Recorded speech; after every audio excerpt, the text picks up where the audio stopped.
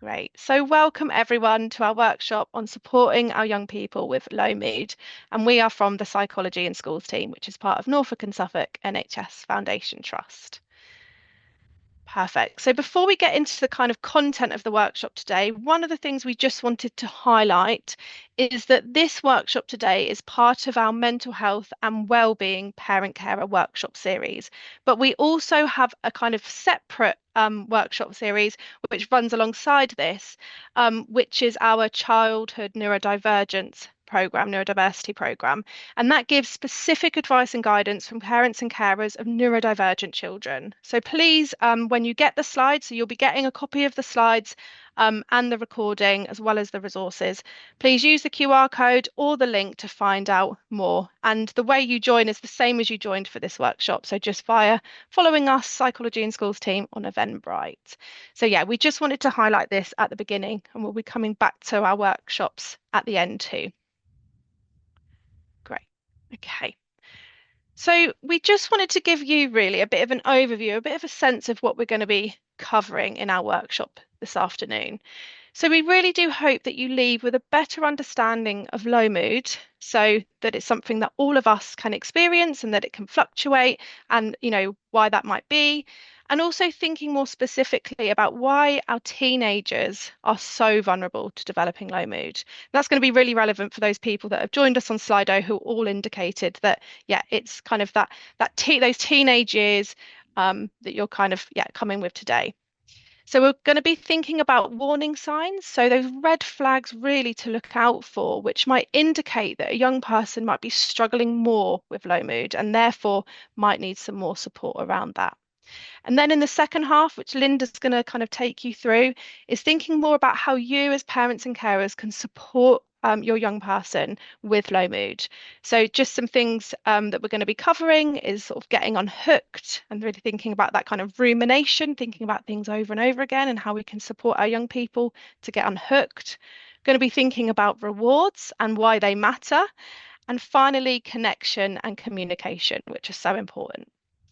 At the end as well, we're going to be signposting you to some really key resources and organisations where you can get some more support, because that's really important. We're going to be highlighting some of those red flags and then, where you can seek some more support if you feel like there are some red flags for your young person and they may need some more support in this area. Great. And as I said, you'll be getting all the slides and the recording. So don't worry about having to write everything down, but maybe just bits that feel most relevant and stand out to you that you want to hold on to. Please feel free to make some notes for yourself. Okay. So just some really important things, some really important messages that we felt that everyone should know about low mood. And these come from Karen Young, who's an Australian psychologist who's done some work in this area. And we just felt that these were kind of, really, really important messages in a workshop like this. So firstly, the only criteria for low mood is being human. So low mood doesn't discriminate. And really related to that, low mood is blind and unbiased, and it doesn't care who it targets. So really what that's saying is that any of us can be impacted by low mood. And we're going to be coming to that in this first half. There are lots of reasons why low mood seems to flourish during adolescence. So, really key reasons, which we're going to talk through, as to why our adolescents might struggle more with low mood. And finally, and I think really importantly, our job as parents and carers is to recognize the struggle, to connect and support our children through it. And we hope to give you some really key ideas of things that can help you to do that. And really build on what you're already doing, that knowledge and the confidence that we've already seen through those initial Slidos.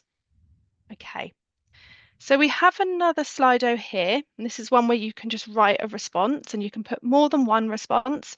So what kind of events have triggered low mood for you, yourself, or your child?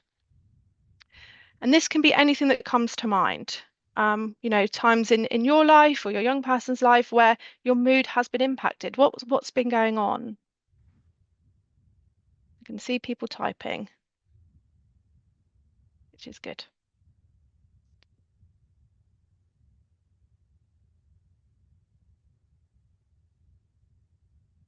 Yeah, friendship issues. Yes, that's such a key one, isn't it? Especially for our teenagers. And we're going to be saying a bit more about why that is. Moving from primary to secondary without friends. Yeah, really linking to the importance of friendships, especially for our adolescents and why that can impact mood. School, yeah, so different things that might be going on for our young people at school. Other person here saying friendships. Yeah, so important. The winter less sun. And we do touch on the importance of daylight. So, absolutely.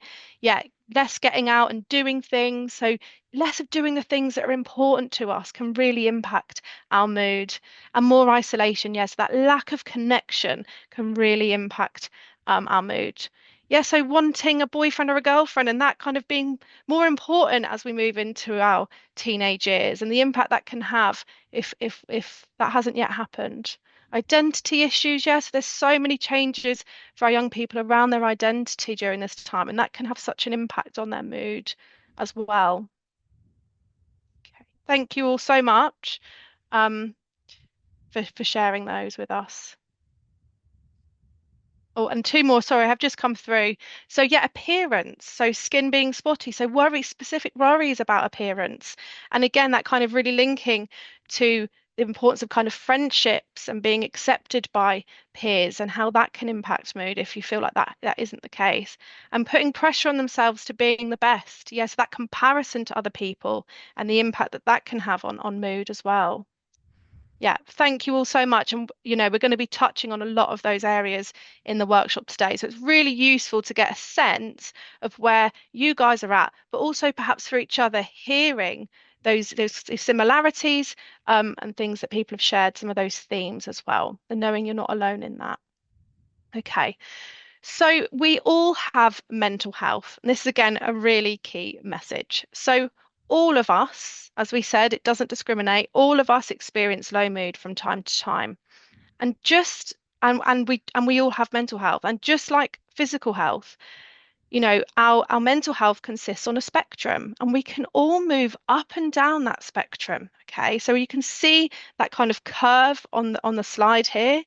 Sometimes our mood might be up that left side, we might be struggling a bit more, and other times we might be more up the right side and feeling a bit better. Okay, so we can feel maybe on top of life during those times, we can feel okay, and we can feel like we're making progress, whereas other times we might not.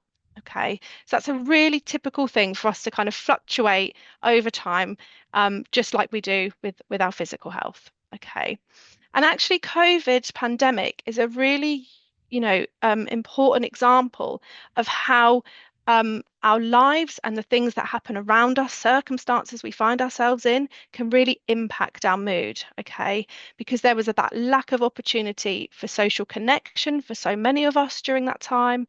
And many of us couldn't engage in that kind of meaningful activity, the things that were really important to us, so the people and the things that really mattered and keep our mood kind of more up that right hand side, much more positive. So we could see actually the impact that something like the pandemic could have, the circumstances around us, and the impact that can have on our mental health. And while so many young people and all of us have started to re-engage in some of these things, actually we know that some young people could still struggle as a result of this. But some other examples that can happen in our life that can really impact our mood can include things like bereavement, so significant losses, and that can have such an impact on all of us and our young people. Specific things for children and young people include things like bullying and exam stress. So the person on the Slido that said about school, there can be many things that can be happening for our young people at school, which can then impact their mood. So it's understandable that if a young person's going through a period of bullying, that's going to be impacting their mood. And equally with exam stress and all the things that come with that, that might make our young people feel lower in mood.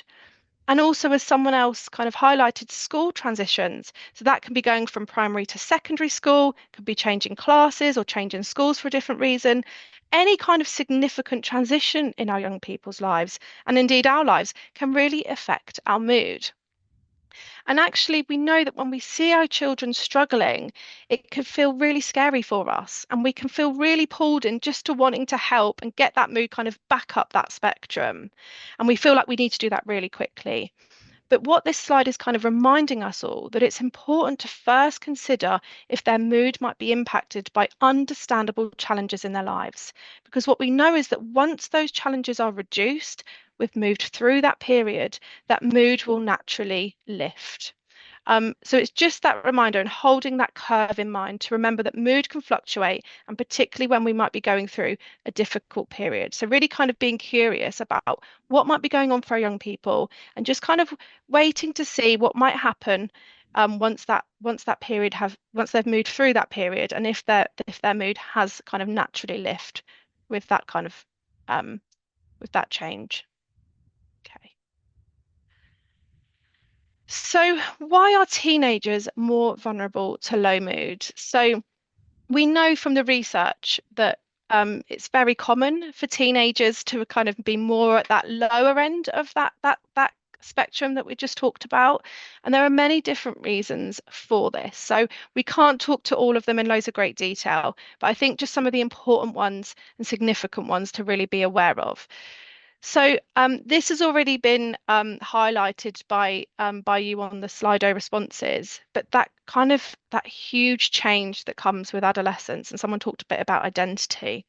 But there are so many significant changes that happen for our teenagers. Those the hormonal changes, the physical changes to their bodies, changes in relationships and the impact that has on identity. It's such a significant period of change. And there's actually so much going on in our young person's brain in terms of changes during that time.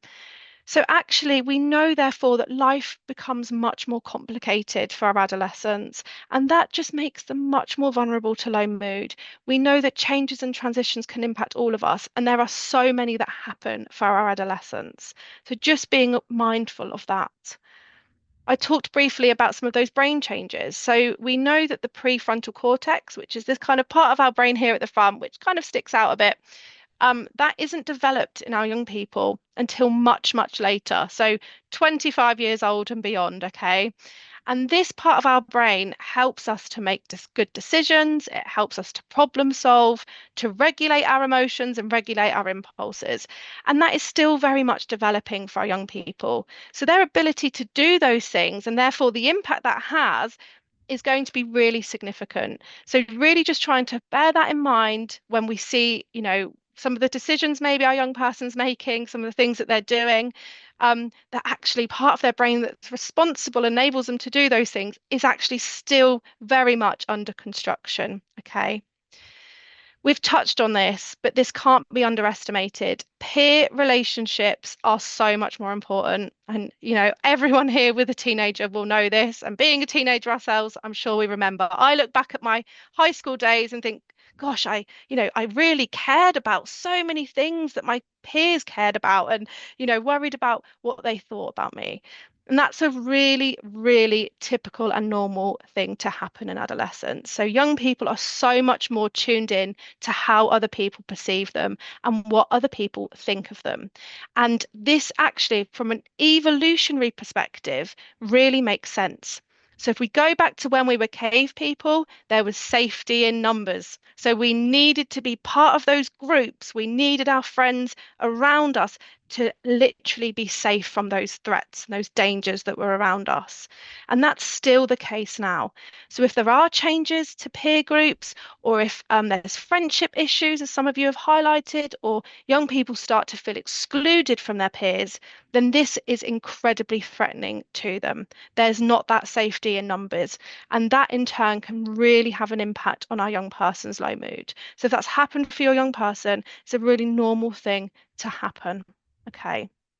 The other thing that's really key to mention when we're thinking about why teenagers specifically are more vulnerable to low mood is thinking about some of the sleep changes that happen during adolescence. And this is so significant as well. Okay. And the sleep changes result from all of those other changes that I touched on earlier in relation to hormones, physical, biological changes. And that means that maintaining a good sleep pattern is really difficult for our teenagers, okay, as I'm sure many of you will be aware of. Okay, and why this is so relevant to low mood is because there's such a huge relationship between sleep and low mood, both ways. Okay, so we know that sleep deprivation impacts absolutely everything, including our mood. And likewise, our mood can really impact our sleep, especially for our young people.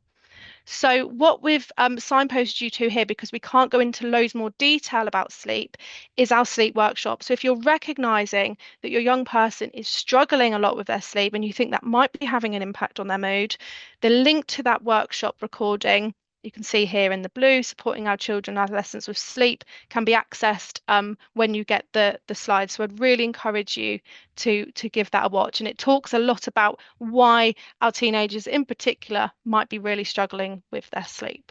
Okay, so hopefully that does give you a sense of some of those key areas when we think about why teenagers in particular might struggle with their low mood. Okay, so another Slido question now. What things have you noticed that make you worry that your child may be struggling with low mood? So what signs and things have you seen that brought you to this workshop? Okay, so self-harm. Yes, there is a huge link there, isn't it? Low mood can really increase the chance of self-harm. And just to say on that, we're going to be signposting you to some resources at the end if this is something that your young person is engaging in to support you and then with that. And we do have a separate workshop on self-harm as well, which again is in the resource list. So again, really would encourage you to watch that. Okay, so it affects their eating behaviours as well. And again, we've got some resources at the end, and speaking to GPs to get those physical health checks are going to be important there. Quieter than normal, yes, and not speaking to other people, not getting that engagement, staying in their room all the time, so really isolating themselves from other people, isolating themselves from family, friends, but also maybe not doing the things that they, used to do, that they used to enjoy.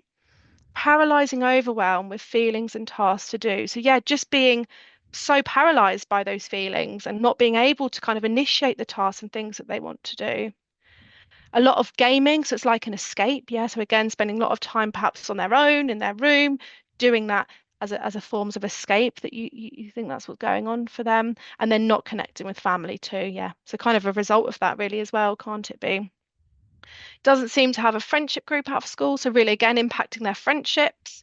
And it's that bi-directional relationship, like with sleep, that friendship issues can lead to low mood, but also low mood can really impact how much a young person's then engaging with friends, both in and outside of school. Okay, well, thank you all so much for sharing those things with us, and we hope that as we kind of keep moving through the workshop, we'll give you some useful ideas and starting places to support you and your young people with this area. This area. Okay, so just to kind of recap, we've given a bit of a sense of that we all experience low mood and like with our physical health, our mental health can fluctuate, and particularly when we're going through certain periods or difficult things in our life, it's really normal for our mood to dip. But actually that when our young people or us move through those things, we should see that mood will naturally lift again. And we've touched on also why teenagers in particular might be struggling more. But it's also really important to know some of those low mood red flags. What are some of those things that alert us to the fact that our young person might be struggling a bit more with low mood and that we might need to get some more support? And as I said, I'm going to touch on some of these, and then in the second half, Linda will be kind of signposting you to where you can get some more support. So just some things to mention here that are really key, and then we'll kind of go through these four key areas to really look out for. So some of these things have been touched on by you in those Slidos already. So when we notice a significant change in our young person's behaviour, this can often be a red flag. So things like withdrawing from peers and family, isolating themselves, as some people talked about, not doing activities or the things that they used to enjoy, or if we're noticing changes in sleep and appetite as well. So we know that symptoms of low mood include hopelessness, loss of interest and motivation, feelings of sadness, and actually for adolescents, low mood can often present as irritability as well. So that's a really important thing to remember. And this, of course, this irritability can really then have an impact and cause significant difficulties in your relationship with your young person. So you're not alone if you're experiencing this. And we know that relationship difficulties more generally is also a symptom of low mood for our young people.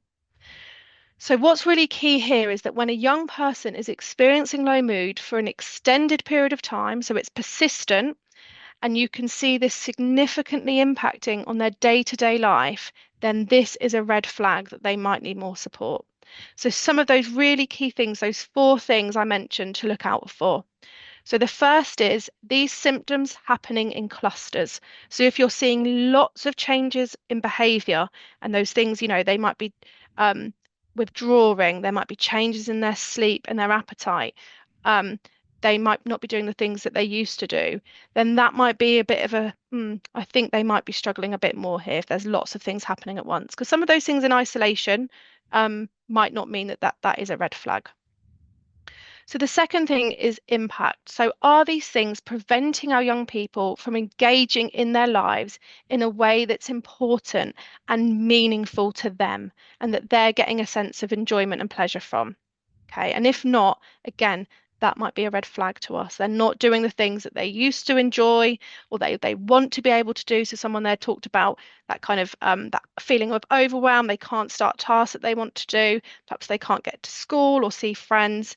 That's also a red flag. The third one is duration. So, how long has this been going on for? So, as we said, our mood can fluctuate. But if this has been going on for a long time, then you might want to think about accessing more support. So, if that event has moved on or it's been some time and there hasn't been that natural lift in mood that we would often see, then actually we might be thinking about getting some more support. And then finally, hopelessness. So that persistent sense of not being future focused, that lack of hope, and that belief that negative situations will never improve. So if you're noticing a young person is hopeless, then again, this is a red flag to look out for. And as we said, there are some resources at the end if you are worried about your young person.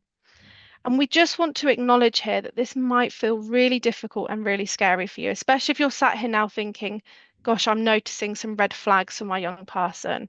But we really do hope that the second half of the workshop, which is going to be giving you some ideas and things that can support you and your young person, that will then be helpful and also really looking at that further signposting, those further resources which can help because there is support out there.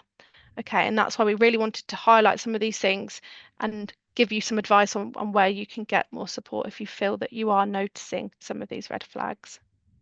Okay, so my final slide before I hand over to Linda. So this is really thinking about how do we understand this low mood? And you've probably guessed it's very, very complex. Okay, so there's so much research out there looking into this, and there's so many different factors that can contribute to low mood. So we don't have time to go through all of them.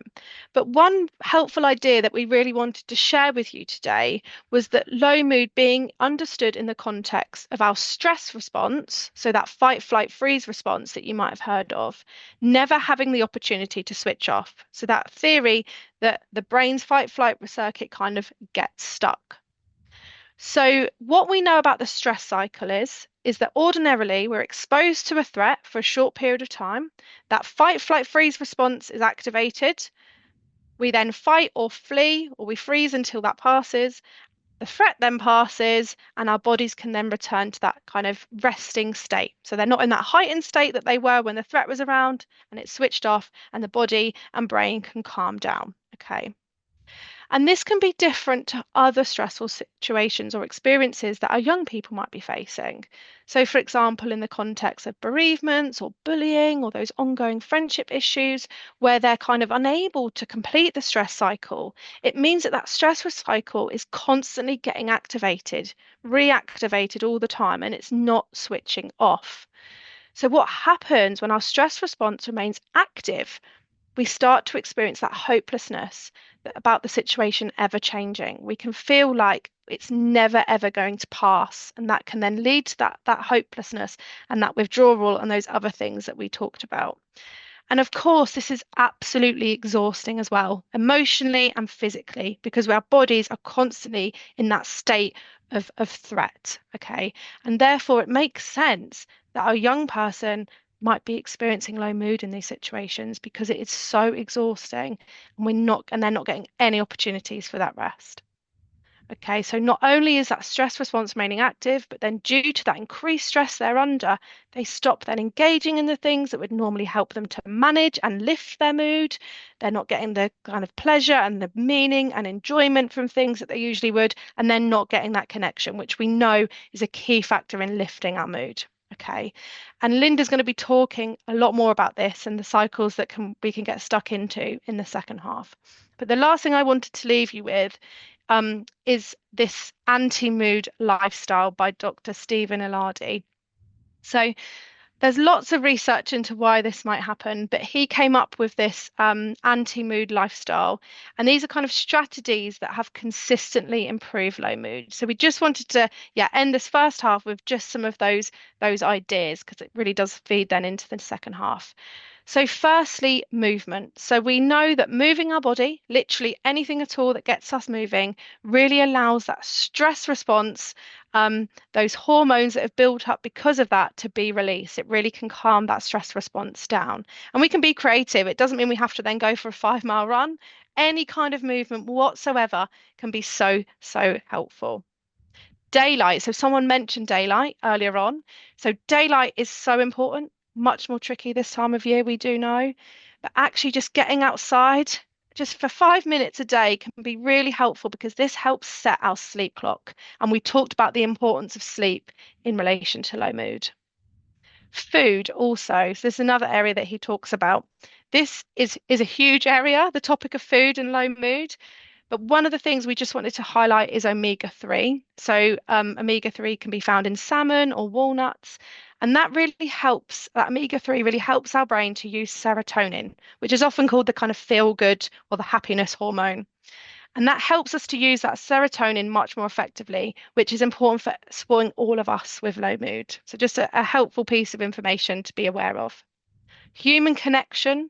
So, as a species, we need that connection with other people. I talked about that kind of evolutionary perspective, that strength in numbers. We are a social species and we need that. So, when we spend time with others, it does put a stop to that stress response because our brain knows that when we're with others, we are okay. Okay. So, that kind of stops that constant cycle when we get that connection with other people, and it allows our brains and bodies to relax. And as we said, when there are peer difficulties, our young people may not be getting enough of this. And Linda's going to be talking much more about that in the second half. And then finally, reducing that rumination. So I'm sure all of us have done some rumination, had that experience where we go over and over things that have happened in our minds again and again and again, almost dwelling really on the past and things that have happened. And we know this rumination is a core driver for low mood because it then really increases our threat response and our ability to be able to connect with other people. Because if we're really in our head, we're not going to be doing that connection. We're not going to be able to engage in the things that help us. And it just keeps that cycle, that stress cycle going. So again, Linda's going to be touching on how do we support our young people and ourselves to reduce some of that rumination. So I'll hand over now to Linda, who's going to take you through some of those key ideas and others. So thank you everyone for bearing with me, and I'm really pleased that the internet connection lasted for that duration. So thank you. Yes, well done. Thanks, Kelsey. And we're going to really be building on this second half in what Kelsey's already sort of laid as the foundation for us all to be thinking about in regards to low mood. So here is just going to show a little bit of where we're focusing in particular. It says, what else can we do to help? I think thinking of your role as parents and carers, I think the key things are you thinking about your young person, trying to understand, as Kelsey's already talked about, what's going on for them, and noticing, as you've already shared in the Slidos up till now, some of the things that might be impacting and causing or maintaining the low mood that you are seeing in your child, working out when it's at a point where you really need to support in another way. And these ideas in the second half will particularly be helpful for that. So we're going to think a little bit more about the reducing rumination. We're going to be thinking a little bit more about connection and communication in relationships. And we're also going to be thinking a bit about rewards and thinking about the power of rewards in helping to support our children in managing change when that's needed. And so this is our plan and for the second half. And to start that off, it would be really helpful if we can hear from all of you to think about what helps you feel better and also what helps your child feel better when you or your child is feeling low. And these are the real key times in having the Slido where it's really helpful for us to hear from you. So anyone who's, while you're just thinking about what you might say, if you're able to share that on the Slido, that would be brilliant. So feel free to join even if you haven't up till now. We'll just give you a few moments to have a pause and write what helps you feel better when you or your child is feeling low.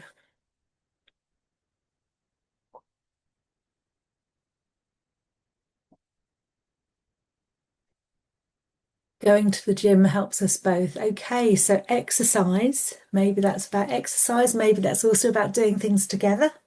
Having a safe space to talk with no judgment, that's really helpful. Thank you for that. Yeah, so actually feeling that you can talk through stuff, getting out there, so doing things actively as a family. Again, that's around connection, getting out, perhaps being in daylight hours. Don't know when you're getting out or where you're getting out to. Music, yeah, music can be incredibly powerful to support manage mood.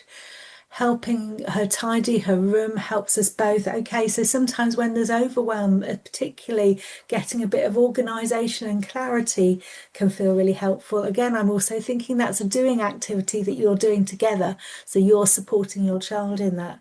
Having a hug and a hot chocolate. Yeah, great.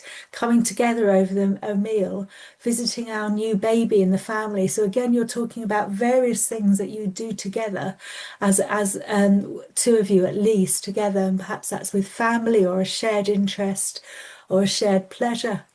Taking them to the park to play. Okay, yes, yeah. So again, sometimes space, getting out of the home can be really helpful. Connecting with them by doing an activity like knitting and talking without eye contact. Absolutely. And we know that sometimes that shared focus on an activity rather than directly at each other can really enable conversations to happen that might feel really hard otherwise. Sitting with her when she chooses something on TV and we both watch, not on devices. So you're being with and joining in with your child's choice of activity. Wow, those sound like there's some really lovely ideas there. Thank you for sharing them all. What you do and what you find helpful that can help you and or your child feel better when they're struggling. So that's really helpful. Thank you. Let's think about some of the ideas a bit more and move forward from what you're saying onto our next slide. So our next slide is thinking a little bit about the power of rewards. Behavioral activation, it's called. So I'll try and unpack that a bit.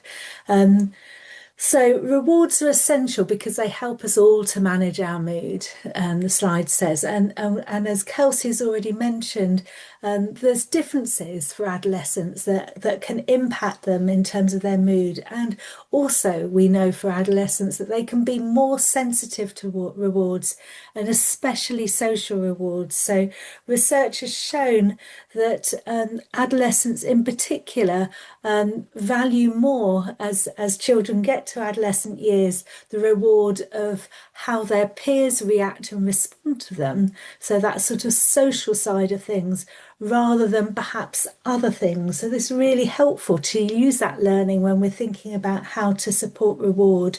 So just going back to you as parents and carers, you know, the rewards that we have, if you go into a paid job, then perhaps, you know, your pay is part of the reward that you have for going and doing that job. And maybe that really helps you on a day where you're not feeling great or you're feeling really tired, just to get up in the morning knowing that you've got that reward. Rewards can be all sorts of things. They can be monetary, but it can be about a reward of the way that somebody responds to you if they've really valued what you're doing. That can be another reward. We can get a lot of internal rewards by a sense of accomplishment that we might experience ourselves, or but we've learned something new, that in itself can be a reward for the hard work or the research that we've done. Being praised and encouraged by others around us, whether it's a work colleague or a boss or a friend or a neighbour, can really create such a sense of reward in us that can make us feel very positive. And as you guys were mentioning, the times that you have with your children doing things together when you see they're struggling, that sort of one-to-one time with somebody else, that can really give a sense of reward and a feeling as well of acceptance and feeling valued. And so rewards can look very differently. So we're really wanting to help you think about rewards in the broadest sense. And rewards can be important because they can be really helpful for us to get us through difficult times. Rewards can, in fact, really increase our motivation to do things that are sometimes hard. Um, and rewards can be particularly helpful when we're thinking about mood and where there's struggle with low mood. So when we get rewards, we can get a hit of neurochemical dopamine, which feels good. And research suggests that one of the changes that start happening in the teenage brain is around their reward system and dopamine. So do you notice that your child or teenager often says they get bored unless they're doing their most preferred activity? I wonder for how many of you here that resonates. Research indicates that at this age, this is really normal. Our young people may need more rewards to feel good than they used to, or in fact that we need as adults. So this means they're dependent on having new positive experiences to excite them. And of course, that can sometimes lead to risk taking. So we need to really be mindful of that. It is part of the adolescent brain developing, exploring, but there is that risk taking element that obviously as parents and carers we need to keep an eye on. And so I think it's really important to sort of think about rewards and how we can use them to support our children to do the things that we understand will be really helpful for them, in particular in regard to thinking about low mood. So I just want to talk through a cycle around this. And there's two cycles here, one on the left, the blue one, and then one on the right, the yellow one. And it's an example of what happens when you first of all get less rewards is the blue one. So if a young person stops doing things, and you've talked about a number of these things already, it may be isolating themselves, maybe struggling more with friendships, stop feeling so connected to others and stop feeling so close to others. If a young person is isolating themselves more, spending more time in their room, having less contact with others, then there's actually less opportunity for them to get positive feedback from others, have that sense of enjoyment and closeness. So if you start to isolate yourself, and if we think about that in terms of what you do, then that can lead to choosing not to meet up with your friends more because actually you're just spending more time by yourself, and maybe you're thinking they're not interested in me, I haven't got the energy to go out, I don't think I really fit in the group. There might be all sorts of thoughts that will go on for your child that might lead to them starting to isolate themselves. But whatever it is, by doing less, that can actually feed low mood. So if we look at this cycle, doing less can lead to your child feeling more low. Okay, so if we stop doing the things that matter, it can impact on us feeling lower and feeling that we have less of a sense of achievement. We are getting less out of life. And then by doing less, we actually feel like we don't have so much that's positive in life. So that can lead us to feel more low. So you can see that I'm talking in circles as I'm speaking to you, because actually this is a cycle that we've described it here as a vicious cycle of depression or low mood. So you could, if you stop doing things that matter, that can actually impact and make you feel worse and give you less of a sense of achievement, which then leads to you doing even less that matters. And so we can often talk about this as like a spiral of low mood, that if we can get caught in that spiral, it doesn't just go round and round, but sometimes it can start going down as well without support from others. But if we are able to move to that yellow cycle and start to do, if you look at that green arrow, more of what matters. And that a phrase that's used there, BA, stands for behavioral activation. So if you can activate a behavior to do more of what matters to a child, which I appreciate can be really tough to support our children to do this, but if we can help them to start making small changes, then what we know is doing more of what matters can help to, over time, increase and lift mood by helping your young person to have a few positive moments where actually things were okay and they weren't quite as bad. And then it can also enable your child to start to feel that there is more that they can enjoy and engage in life. So if we don't do things, we are stopping the opportunity for positive experiences. So it's really natural to understand why your child isn't doing things because they're struggling, they're feeling low, and they are isolating themselves. They don't have much energy, they don't really feel like doing things.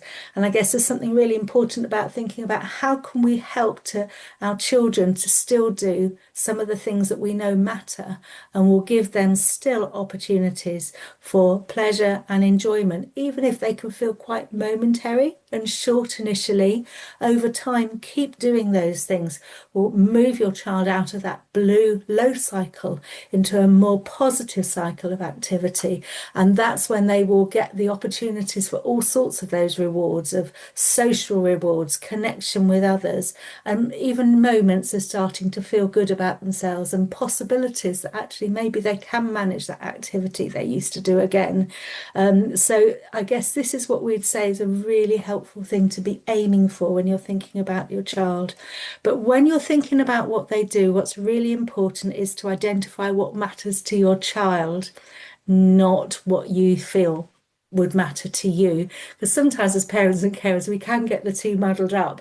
And because we feel that something was so important to us in our childhood, we need to just check in and think, actually, is our idea of what they could do more of what matters. Actually, does that fit with actually our child? And we need to check that out with them. So a helpful thing to do can be to do a bit of an activity sheet or a little diary, or just thinking about what's happening each day and trying to think about and notice what things your child is doing with them, and think about actually which things are helping them to feel a bit better on some days and which actually things aren't and aren't helpful.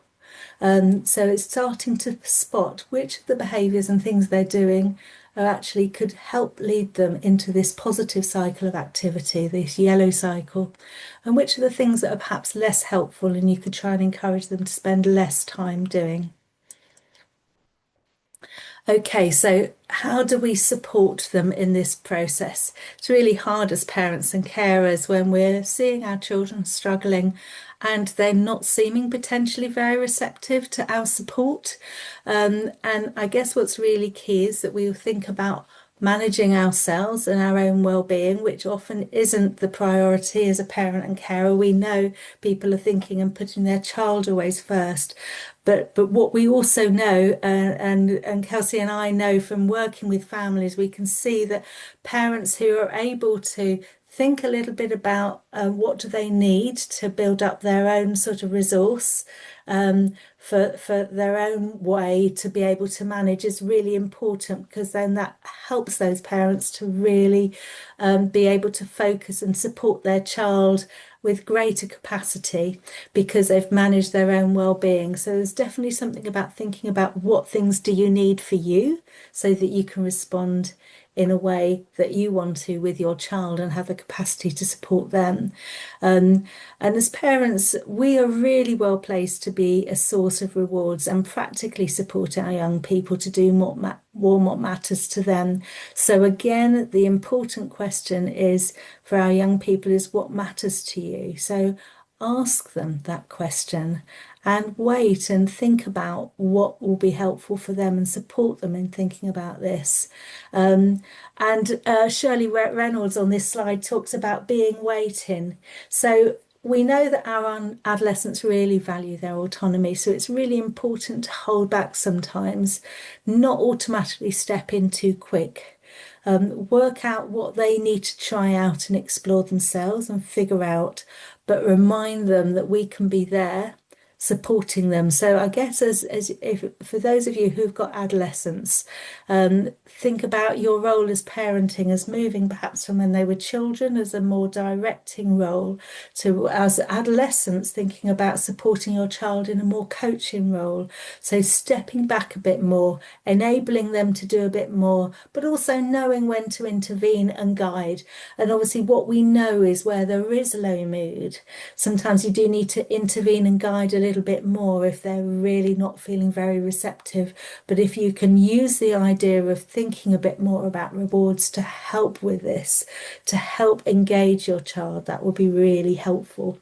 And I guess in the same way, thinking about what's important to your child, what does they value, that will be really important because if your child can hear that you're thinking about what's important to them, then that can really help your relationship, your engagement with them, and their openness to hear your ideas about what else might be helpful to support them in this time when they're struggling with their mood. So, from that, it'd be really helpful for you all to share with each other what are the rewards that seem key for your young people. And this is a great opportunity for everyone that's joined this space to add in on the Slido different things that you see are the things which are rewarding for your child. And we know this can be really varied. There's no right or wrong answers here. There's all different things for different children, things that can really make an impact on you supporting your child to work through hard things if you've got an idea of what is their reward, what makes a difference for them. Okay, so family dinner out or takeaway of their choice at the end of the week. So again, sort of doing something that sounds like that might be a bit of a treat, and having a bit of a choice about options. So them having the say of what you choose to have as a takeaway. 30 to 60 minutes extra screen time. So that's a very tangible, specific reward that is something that they would look forward to. Meeting up with their friends at weekends or evenings. So yes, having that peer time that we talked about. Likes to have her eyebrows done every 6 weeks. So again, that sort of special treat and something that's a sort of self-care activity that's also a nice activity for well-being. Cooking and baking together. Take them on activities they enjoy. Bubble bath to relax instead of a bath or shower that's functional. Yes, so thinking about even things that you need to do, how you can make that a different sort of experience that can be rewarding. So yes, a child enjoying having their bath, that's good for them, or also your children doing things together and doing activities they enjoy.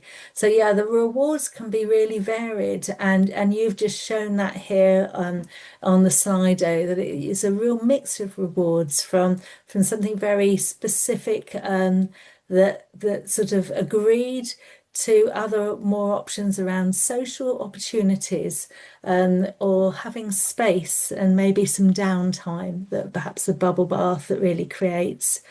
Okay, so what else can you do? We've spent some time thinking about rewards, and now we're going to go back to that area of rumination that Kelsey talked about. And the second thing that I'm going to be talking about in terms of what can you do is really think about that R for reducing rumination. So for some young people with low mood, changing behavior isn't enough. Like we've talked about doing more of what people value rather than isolating themselves. But for some young people, they can also get really hijacked with their thoughts, and those thoughts can have a real powerful impact on their low mood. So many of us can get drawn into our own negative thoughts of ourselves, and not just going over things over and over again, but also starting to sort of feel rubbish about ourselves. And so it might be that your child is thinking, I'm useless or I'm not important, or they might be imagining that they know other people's opinions. Nobody likes me in class, or they think I'm stupid. Um, and then if a child is thinking those things, then they might start just believing that what they're imagining and wondering, those thoughts, is actually definitely true. And we know that such thoughts can be really unhelpful into feeding into low mood. And so this slide is all about thinking about how can you support your child to actually unhook from those thoughts so that they're less powerful, because we know that those thoughts are imagined ideas, but we don't know that those things are true. And we often see that those thoughts can be very unhelpful. So trying to unhook from those thoughts can take the power out of those thoughts so that they don't have such a strong influence on your child's mood. So a first way that we could do this, actually, if you look at the bubble at the top of the screen, is a reminder that thoughts are just thoughts. They're not facts. So, in trying to unhook from thoughts and take the power out of them, that statement's really important. They are not facts, they are just thoughts. And I guess what can happen with music rumination is a bit like, sorry, in rumination is a bit like a music earworm, that you just hear a song or a tune going around and around in your mind. And that can be the same with some thought rumination as well. You might call them thought earworms that can just go round and round and round unhelpfully. So we've got some ideas of how you can help to distance yourself from your thought, or how you can support your child to distance themselves from their thought. First of all, just labeling, naming it, it's just a thought, can be really helpful. So these are really simple strategies, but actually, if people practice them, it's been found that they can be incredibly helpful to just take some power out of the thought. So just saying, spotting the thought is the first thing, actually, of course, isn't it? Once you've spotted that you keep having this thought, for example, I'm useless, I'm no good at this, then actually just reminding yourself, actually, that is just a thought, or nobody else likes me. That's just a thought, is not a fact. Okay, so the second thing you could do is encourage your child to just notice the thought, let it come and go, but without paying too much more attention to it. So, okay, thanks, brain, you've had that thought, and now you just let that thought come and go. But try not to engage with that thought. And that engagement is where that mind is really sort of um, letting a thought go round and round. And then the aim is to take the power out of the thought. So it's just a thought, it's not something else. So once you've said it's just a thought, it's not a fact, try to just leave that thought alone, not let it be your earworm, and refocus on doing something else. So that's the idea. So you can do that and say, oh, well, this is just one of those thoughts in my head, and you might be thinking in your own mind, it's just that chatter that happens, radio nonsense, but I'm just not going to think about it anymore. Thanks, brain. Right, I'm now going to think about other things. Sometimes people think about how imagining a thought was on a cloud in the sky. So we know that, especially on windy days like today, the clouds will move quite quickly across the sky. So you notice a thought, but then it goes out of view. And then suddenly that's a bit like you just letting the thought come, and then it's gone, and then you refocus. Some people might think of thoughts as like being on train carriages. So again, you notice a thought, you see that there, but then the train goes off into the distance and you don't think about it anymore. It's out of sight. So those things can be really helpful. So there's lots of ways in which you can support your child to actually have a different relationship to the thoughts that are popping into their minds. They're not just engaging with them, believing them and taking them on as real. Instead, they're actually allowing that thought to be seen as just a thought, not something more. So it's less powerful, then they can start to focus in other ways.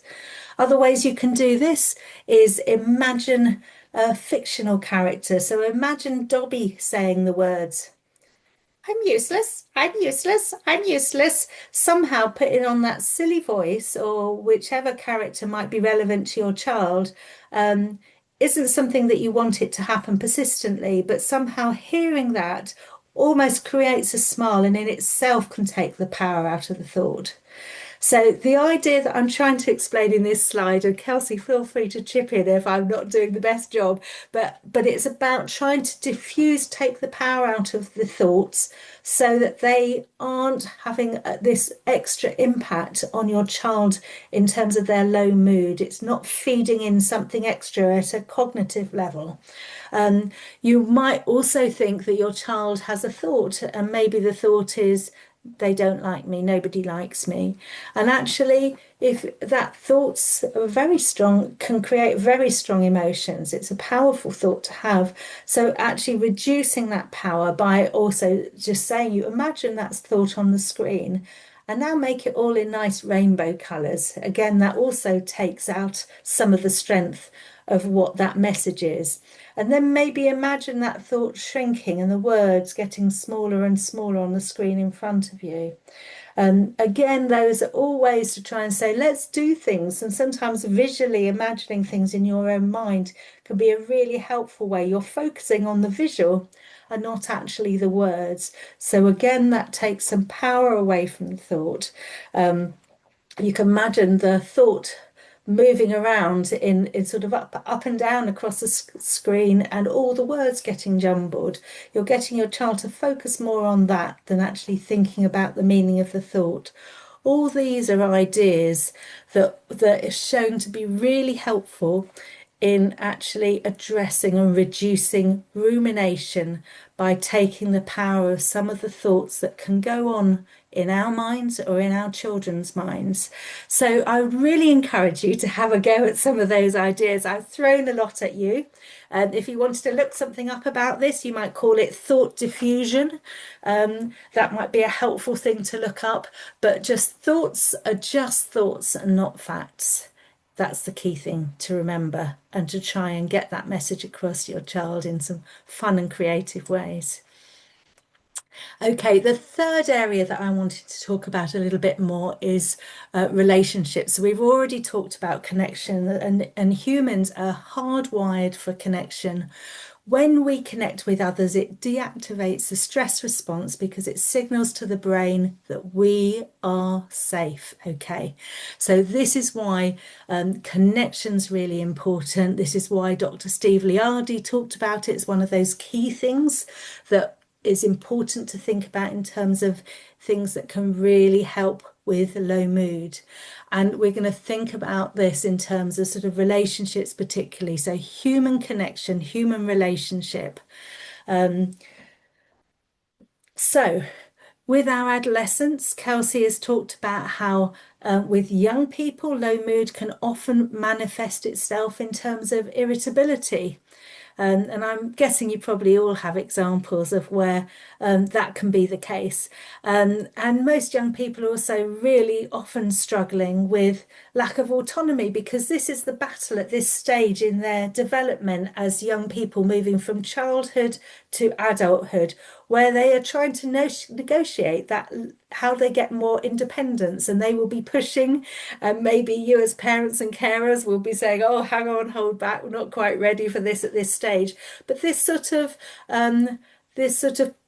push pull, I suppose, that goes on between parents and young people once they're teenagers is really normal and actually is an important normal part of development that we need to see as they're working out how they reach that stage of independence as they're becoming adults. It's important to also be aware when we're thinking about teenagers that they process information differently from us. And one particular difference that's worth mentioning is that how they interpret facial expressions maybe is that's much more important to them. And this is really key because sometimes we might try and say something in the best way possible, but our face, if it says something different, might be the more important message that they pick on or the tone of our voice rather than what we're actually saying. So I guess I'm using all these examples to just think about the fact that it's really normal for to be ruptures in relationships between parents and young people, and particularly adolescents.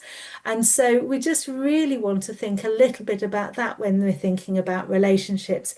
There will be ruptures. So actually, how can we as parents and carers support the repair of relationships with our young people?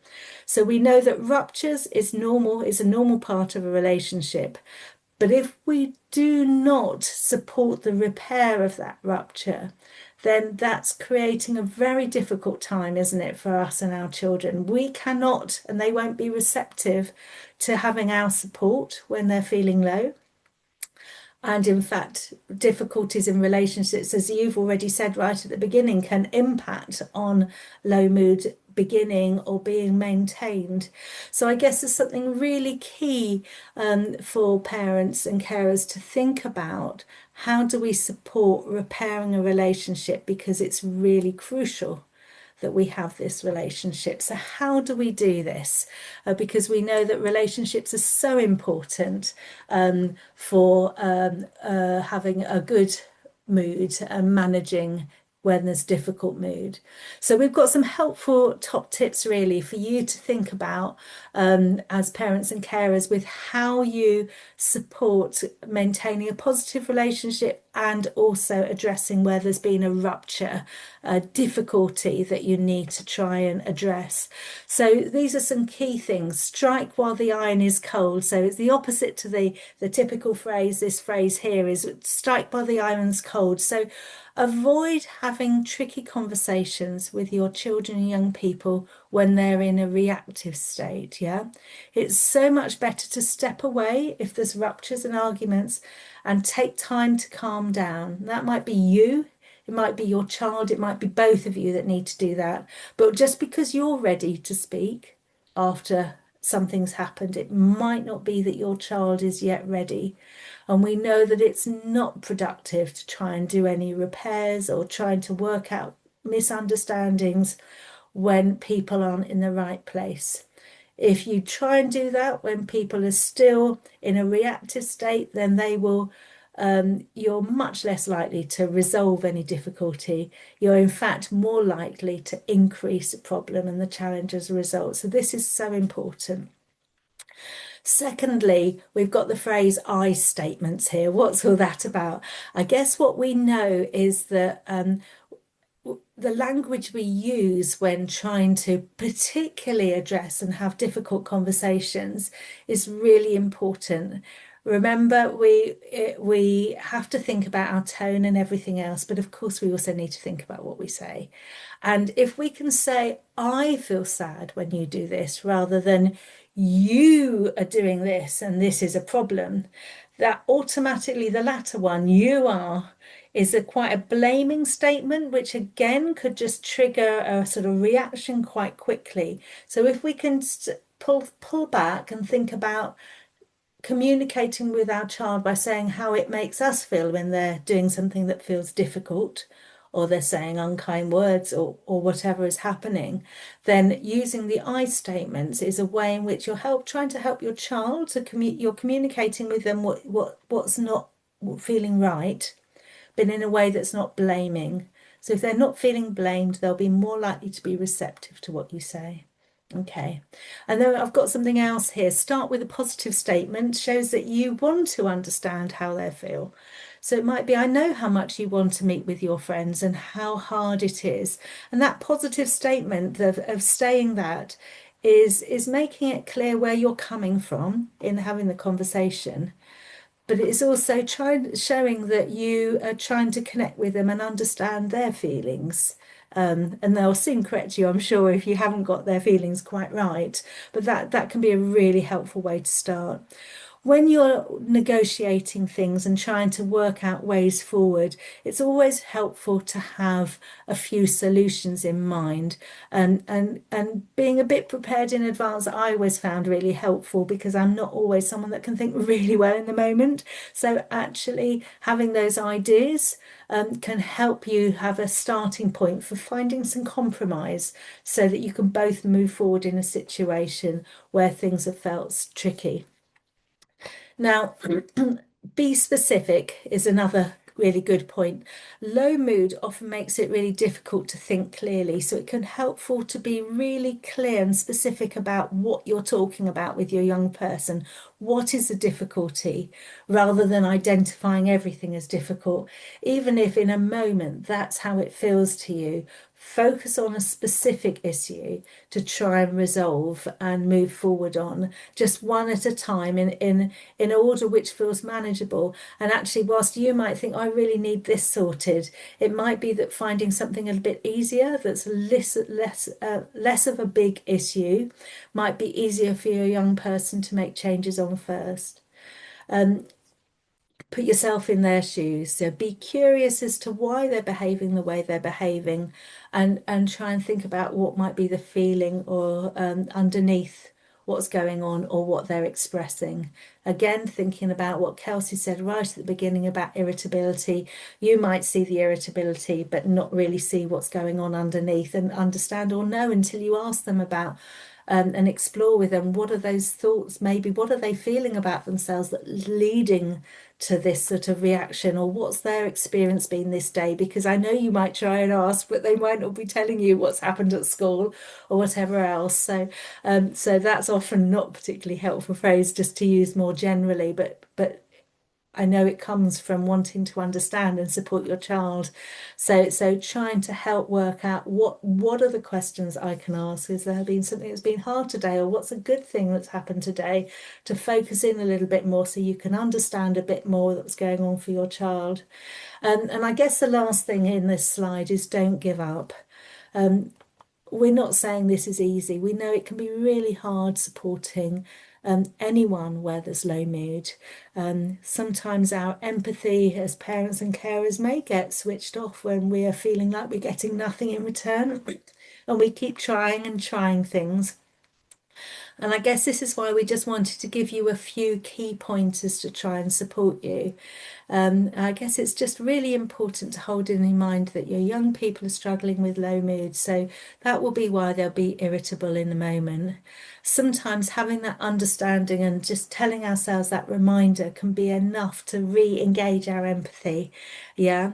And I guess what's really important as parents and carers is to go back to that point I made about well-being. Sometimes parents and carers, you'll need to think about what support you need to access and empathy you'll need to access from your own family and friends to help you to support your children in this really difficult journey that can be the case when our children are struggling.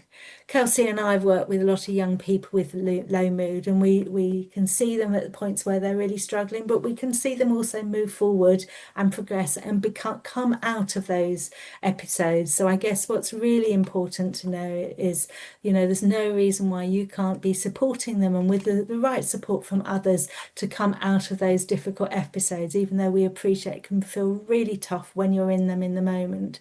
So hang on to that hope, because that can be really important for you to do for your child as well, and that they see that you have that hope of things progressing, even though they might struggle really to see that themselves in the moment. So just as a take-home message, as we're coming to the end of our workshop, and we will be sharing some resources shortly, just to add on and give you further support. I guess it's just a reminder of a few key things, but I'll just talk through the image. I may forget what you've said, but I'll remember how you've made me feel. So I guess that's really important, that being there for your child, being curious, trying to understand, and that ability to allow some time to just be attentive and be available and sit with them while they're struggling can be really key. Okay, so I guess that's a real key message. Just alongside that, just remember that as we've talked about today, young people are managing so much at this stage in their development. Periods of low mood are normal, but look for opportunities to support them to access rewards because we know that can be really helpful.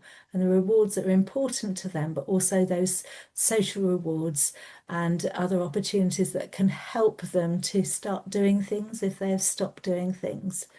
Remember that every time you connect, every interaction is an intervention. So every time you communicate, whether it's verbal or a more physical communication or an expression, you have an opportunity to show warmth and care and love with whatever else is going on.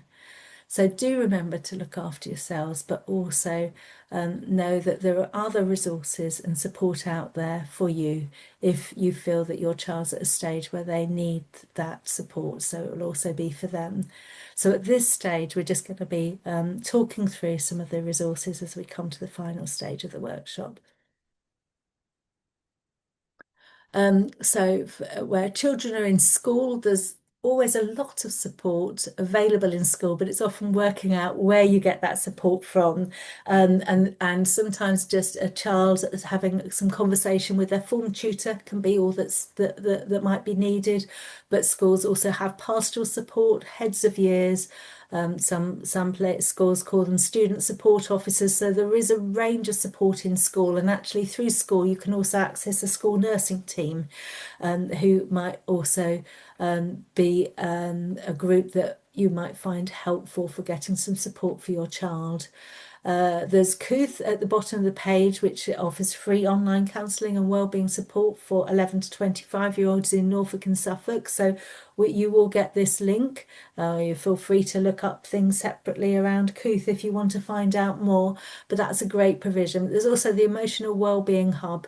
If you feel that your child is really at risk around low mood and needing more support, then you might find it helpful to contact that hub where you can make a referral, and also we've got your GP on that page. We've got some resources that are specific self-help resources for young people. I won't talk through in detail, but there's a Calm Harm app, which a lot of people find quite helpful, which is an NHS recommended app for young people. That specifically might be helpful if they're struggling more around self-harm. And so the second half of this slide highlights more some specific self-harm resources.